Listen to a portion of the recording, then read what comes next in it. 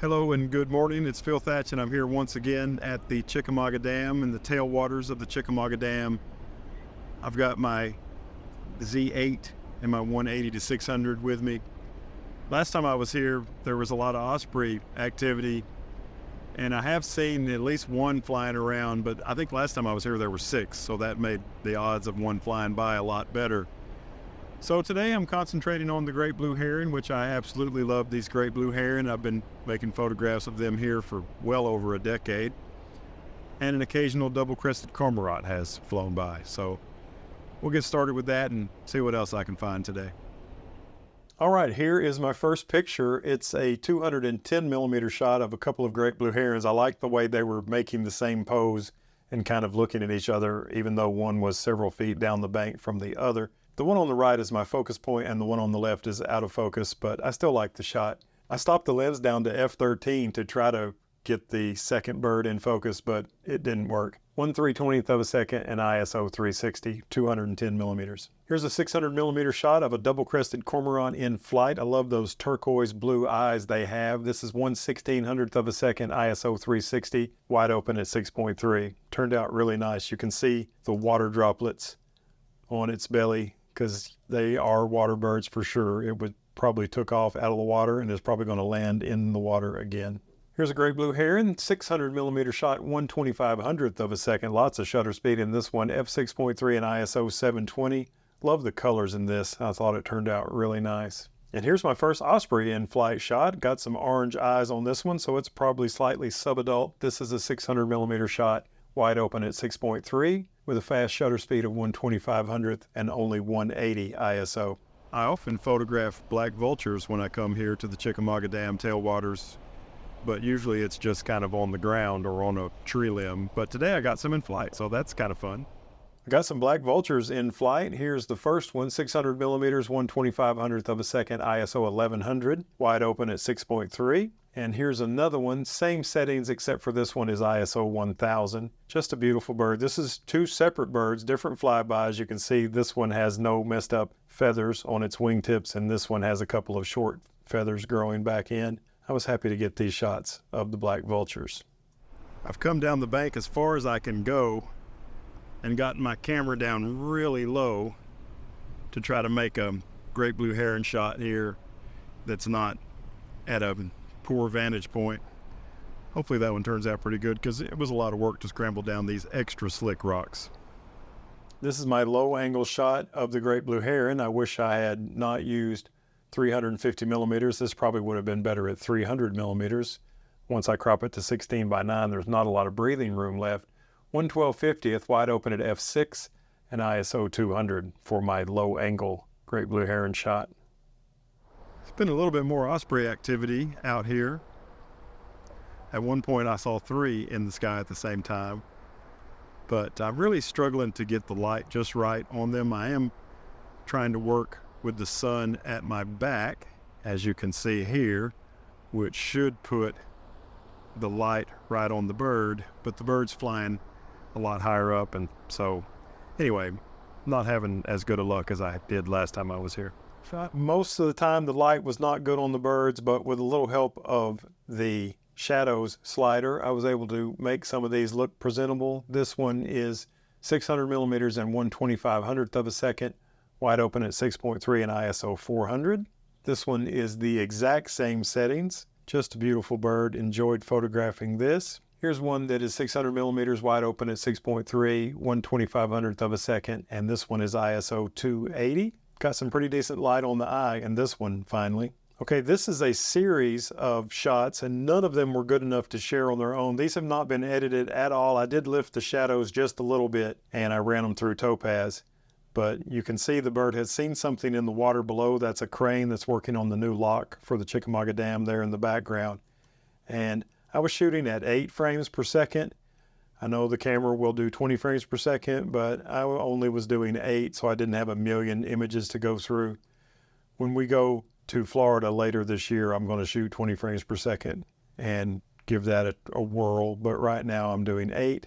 My camera's not level, as you can see, but the bird is coming down and it looks like it sees a fish. It's getting ready to pounce. Look, there's a double-crested cormorant going, "What are you doing, dude?" and splash down. And you can see I kept moving the camera and the bird quit moving because it landed in the water. And then I quit shooting for just a moment. And as the bird got back out of the water, I made a few shots as it flew off. I was hoping it would fly towards me, but instead it flew away from me. And it does have something. I can't quite tell what it is, but it definitely has something. Looks like, I don't know if it's just like a portion of a fish. I don't know what it's got, but anyway, it's got something. Here's a turtle. There were 3 of these swimming around kind of close to each other and near the great blue heron. And I made this shot of this one, 600 millimeters, 1/2500th f6.3 and ISO 800. Here's another in-flight shot of an osprey, 600 millimeters, 1/2500th f6.3, ISO 180. I really like the way this black vulture in-flight shot turned out. This is only 270 millimeters, wide open at 5.6, 1/2500th and ISO 250. Kind of a beautiful shot of an ugly bird. I've come a little further downstream to do a little bit more photography, done some black vulture portraits and a few other things, maybe some mockingbirds. Let's take a look at that. Now I've moved further down and it's another black vulture. This one is on this branch that black vultures hang around on quite a bit. This is right beside the boat ramp. 600 millimeters, 1/2500th, wide open and ISO 500. And here is a headshot of a black vulture. This one's 600 millimeters, 1/2500th, wide open at 6.3 and ISO 900. This shot hasn't been cropped much, so when I go 100%, it gets really big in the frame. Lots of nice detail of this black vulture. This is a 280 millimeter shot of a slightly subadult black vulture there. I had my camera down nice and low as I was sitting on a rock there on the shore. This is 1/1000th, wide open at 5.6 and ISO 400. And again, it's 280 millimeters. Here's a 600 millimeter shot of a black vulture eating a dead fish on the shore. And I love the beautiful eye of the black vulture. Another one that hasn't been cropped much, so when you go 100%, it's pretty amazing detail. Oh, look, it's a songbird. This is a northern mockingbird there in a tree right beside the river.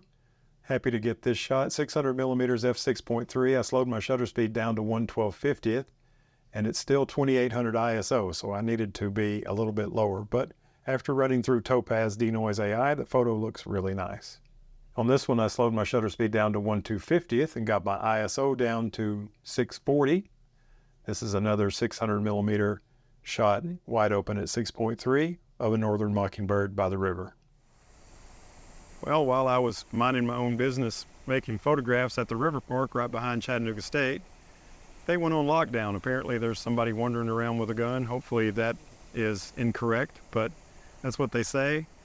And now there's police blocking this entrance, and apparently from what I hear, there's police blocking all the entrances on Amicola Highway.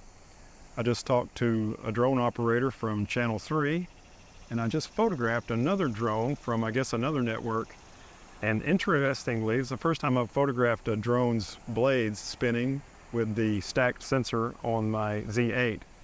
But there does not appear to be any rolling shutter distortion, even of these fast spinning propellers on a drone. So that's pretty cool. Let's look at that. This is the drone shot. This has not been edited. I did run it through Topaz with the rest of the pictures. 600 millimeters f6.3, 1/2500th.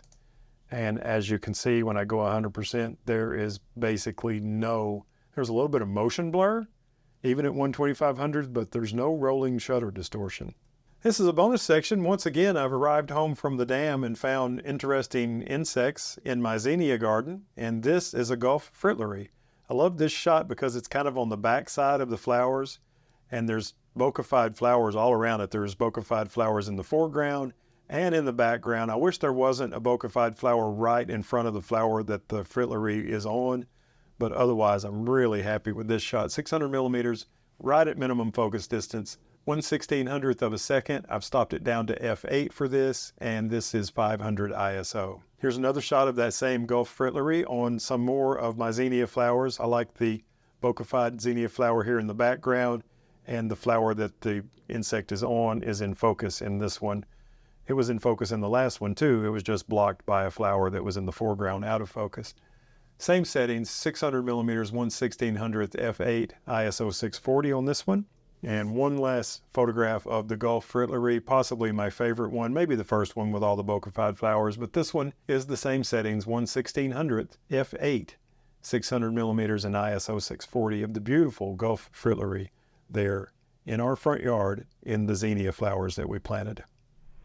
All right, that's going to do it for me here today at the Chickamauga Dam. Hopefully everybody's okay there at Chattanooga State. I didn't hear any shots fired or anything, so maybe it's a false alarm. Hopefully it's a false alarm. And I am going to head on home and edit some pictures and put this video together. I appreciate you taking the time to watch this video. If you liked it, give me a thumbs up. That helps me out a lot.